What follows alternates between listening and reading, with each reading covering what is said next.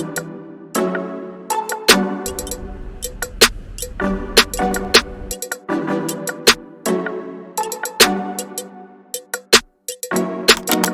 tout le monde, j'espère que vous allez bien. Aujourd'hui on revient avec une petite vidéo pour les gens qui veulent venir habiter en Corée. Donc la vidéo que je vais vous faire aujourd'hui, je l'ai un peu mise sur mon iPad en même temps pour éviter de trop me perdre et de trop parler. Le sixième point que j'aimerais bien aborder, c'est le mal du pays. Ça c'est pour les gens qui restent plus de 6 mois en Corée en général. Le mal du pays va vous frapper très fort, surtout si c'est la première fois que vous restez très longtemps en Corée. Pour les gens qui restent plus de 2 mois en Corée, ça peut aller jusqu'à 6 mois aussi, vous allez ressentir le mal du pays à un moment ou à un autre. Même si vous détestez la France, même si vous détestez votre pays en général, vous allez ressentir le mal du pays à un moment ou à un autre parce que la nourriture n'est pas la même, la culture n'est pas la même, le mode de vie n'est pas le même. Il y a tellement de différences qu'au bout d'un moment vous allez vous sentir mal, vous allez vous dire j'ai envie de rentrer dans mon pays. Et ça fait mal, hein, ça fait super mal de se dire j'ai mis tout mon argent, tout ça, j'ai fait tous ces efforts pour venir en Corée, tout ça pour avoir le mal du pays. C'est dur. Mais dites-vous qu'en fait ça va passer. Je sais que la première fois que je suis venue en Corée pour 1 an, au bout de 2-3 mois j'ai ressenti le mal du pays. Et en fait on a toutes ressenti, moi, Alem et Shannon, donc les 2 personnes avec qui je suis partie à ce moment-là, on a toutes ressenti le mal du pays en même temps. Donc 2 ou 3 mois après être arrivé. Et surtout que c'était pendant le Covid, donc on l'a vraiment bien senti le mal du pays. Mais je peux vous dire que ça va passer, qu'il faut juste s'habituer parce que c'est vraiment une culture très différente et quand vous êtes habitué à cette culture et que vous restez ouvert d'esprit surtout, ça va passer. Faites vraiment attention à vous, prenez le temps, sortez, vous baladez, boire un café, tout ça, ne restez surtout pas à la maison parce que vous allez encore plus vous sentir mal et déprimé. Vraiment faites attention au mal du pays. Le 7e point rejoint un peu le régime alimentaire. C'est tout ce qui est trouble. Donc ça peut être trouble alimentaire mais ça peut être troubles mentaux aussi, ça peut être maladie mentale. Faites vraiment attention si vous venez en Corée pour un long moment, faites-vous soigner avant. Allez chez le psy avant s'il le faut.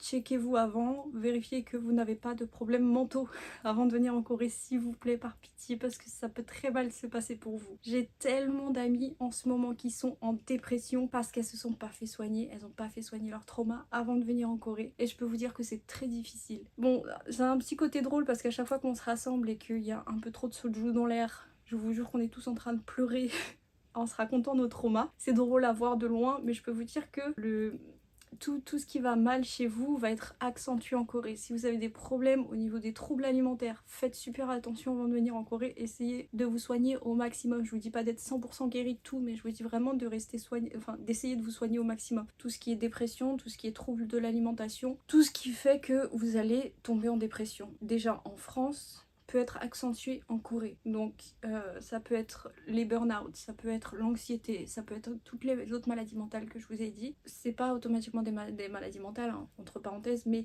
tout ce qui peut faire que votre mental ne va pas bien, faites-le au minimum. Checkez avant de partir en Corée. Je peux vous dire que être allée chez la psy avant de retourner en Corée, ça m'a sauvé la vie. J'aurais jamais été aussi heureuse si j'étais pas allée chez le psy. Voilà. C'est le point, vraiment, si je dois vous donner un point important dans la vidéo, ce sera celui-là. Faites vraiment checker votre santé mentale avant d'aller en Corée. Parce que vraiment, quand je vous dis qu'il y a des filles qui sont capables de tout pour des hommes parce qu'elles sont pas checkées mentalement, il y a des filles qui sont capables de tout pour la compétition, pour la beauté, pour tout.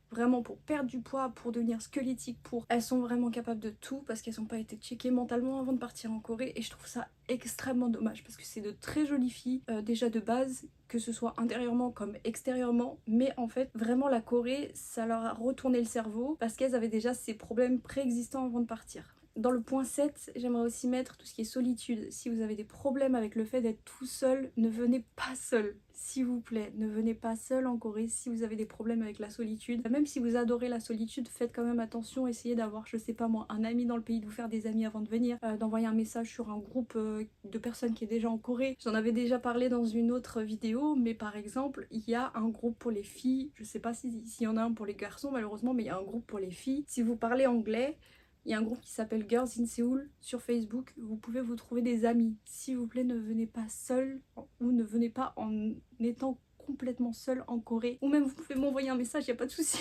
Moi, avec grand plaisir, je serai votre amie. Mais ne venez pas seul en Corée. C'est vraiment super important. Parce que je peux vous dire que la solitude en Corée, vous la sentez vraiment. C'est pire qu'en France. parce que vous voyez tout le monde avec leurs amis, vous voyez tout le monde avec leurs copains. Et en fait, si vous n'avez pas quelqu'un pour vous faire sortir, vous n'allez pas sortir et vous allez rentrer dans un cercle vicieux. Et c'est vraiment très dur de sortir quand on est seul en Corée. Je vous conseille de sortir aussi quand vous êtes seul en Corée, mais vraiment essayez de vous faire des amis pour ne pas être trop seul, parce que je vous jure, le mal du pays plus la solitude, ce n'est pas un bon cocktail. Voilà, donc c'est tout pour le point 7 pour l'instant.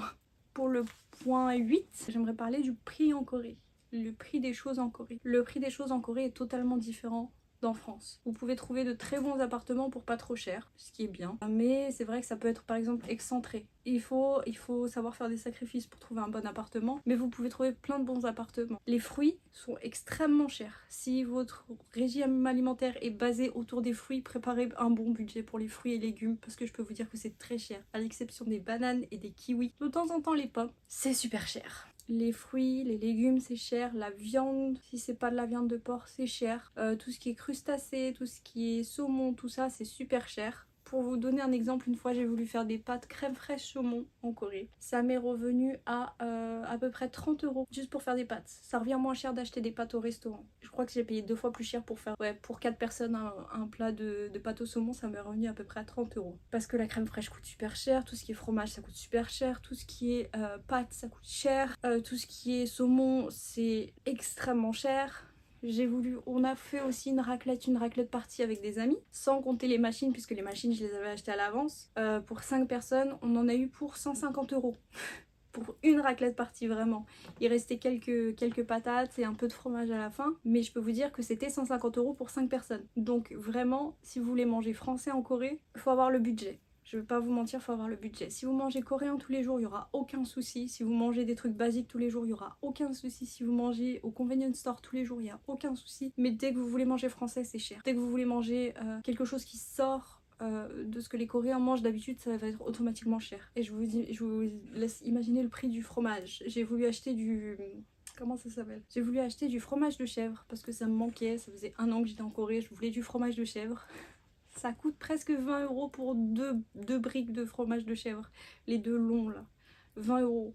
J'ai acheté du fromage de chèvre frais là. Vous savez, celui qui se pèse sur du pain à tartiner, tout ça. Pour les 3 petits cubes, j'en ai eu pour... Et encore, c'était à Costco, donc c'est supposé être moins cher. Pour les 3 petits cubes, j'en ai eu pour à peu près entre 8 et 15 €. Je me souviens plus exactement, mais c'était à peu près dans ces eaux-là. Et c'est vraiment très très très cher. Donc... si vous venez en Corée, il va falloir faire des concessions sur la nourriture si vous n'avez pas le budget. Si vous avez le budget, très bien pour vous. Franchement, je vous le souhaite d'avoir le budget, mais c'est pas le cas pour tout le monde, ça je le sais. Donc vraiment, il va falloir s'habituer à manger coréen, à manger du riz et à manger ce que vous trouvez malheureusement, parce qu'il n'y a pas le choix. Limite, ça revient moins cher d'aller manger au restaurant quelquefois plutôt que de manger à la maison. Personnellement, c'est ce que j'ai pu voir. Et je sais que beaucoup de personnes le disent aussi. Pour le 9e point dont j'aimerais parler, c'est, je pense qu'on l'a tous un peu expérimenté en allant en vacances quelque part ou en allant vivre quelque part. Le 9e point, c'est le changement chez une personne après être revenue en France. La première fois que je suis revenue en France après avoir passé 3 mois en Corée, je peux vous dire que j'étais déprimée. Mais vraiment pendant 1 mois je voulais plus rien faire, j'étais en dépression totale, surtout que en fait je suis rentrée et 2 jours après c'était la rentrée des cours. J'étais vraiment déprimée. Je voulais pas rentrer en France, je voulais pas reprendre tout ce que j'avais à faire. Et je sais que beaucoup de gens qui vont en Corée le subissent, ce truc, c'est que vous rentrez, vous vous sentez déprimé parce qu'en fait vous faisiez tellement de choses là-bas que vous pouvez pas faire en France, que en fait vous sentez un manque. Tout ce qui est aller, je sais pas, acheter un truc au convenience store à 3 h du matin, c'est pas possible en France. Tout ce qui est aller au karaoké, les karaokés ça coûte une blinde en France et il y en a pas partout. Tout ce qui est, je sais pas moi, aller au cybercafé, au cybercafé il y en a en France, mais c'est pas du tout la même atmosphère qu'en Corée. Se faire des amis étrangers, manger de nouvelles choses, avoir accès à plein d'informations. En fait, vous êtes tellement stimulé en Corée que quand vous rentrez en France, vous vous sentez un peu vide en fait. Vous vous sentez tellement vide qu'en fait vous êtes déprimé. Et je pense que ça arrive avec tous les pays, ça. Vraiment, c'est pas prône à la Corée, c'est vraiment ça vous arrive dans tous les pays. Faites vraiment attention à cette partie-là aussi. Quand vous rentrez, essayez de bouger le plus possible et évitez de trop penser. Et dans le pire des cas, dites-vous que vous repartirez à un moment ou à un autre et que bah, c'est pas une aventure qui se termine dès que vous rentrez en France en fait. Peut-être que vous retournerez en Corée dans 6 mois, peut-être dans 1 an, peut-être dans 2 ans, mais si vous voulez vraiment y retourner, retournez-y. Ça peut juste vous motiver plus à y retourner en fait. Mais vraiment faites attention à votre santé mentale quand vous rentrez en France. Voilà. Et le dernier point de cette vidéo, surtout pour les gens qui arrivent en Corée en été, faites très attention, très attention à la clim. Voilà, vous allez arriver en Corée, vous allez prendre le KTX, donc le train qui va vous ramener jusqu'à Séoul. C'est un peu la même chose que le RER B qui vous ramène de Charles de Gaulle à Paris. C'est ça en fait. Donc le KTX va vous emmener de Incheon à Séoul, surtout si vous avez pris un Airbnb à Séoul, vous êtes obligé de passer par le KTX ou le taxi.